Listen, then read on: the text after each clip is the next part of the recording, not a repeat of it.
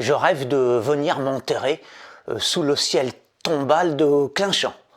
Cette localité peuplée de morts-vivants qui semblent eux-mêmes ignorer qu'ils sont au paradis des ploucs. Leur séjour hors du fracas moderne est un élan consistant en une impasse de terre et d'azur. Un gouffre de silence et d'inertie, un océan de léthargie contemplative. Et pour finir, une mare de rêves aussi paisible que statique.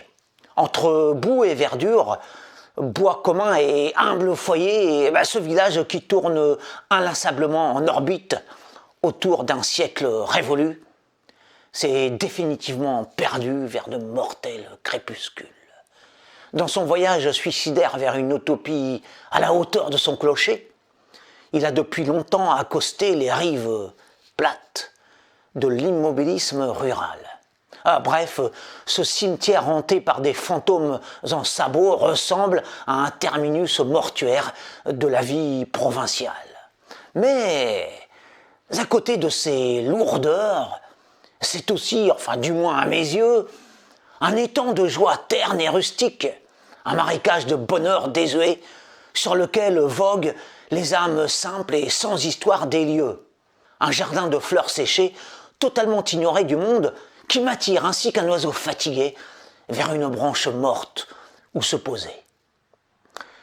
Je vois cet endroit au décor improbable, ce paysage au visage sans nom, cette campagne aux allures de néant, comme le dernier asile de mon existence lassée des mondanités, des fumées et autres vacuités que m'inflige le sort.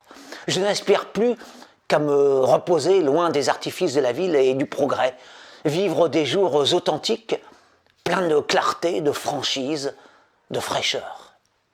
Me retirer dans cet univers reculé où jamais rien ne se passe et où tout ce qui s'y attarde prend racine.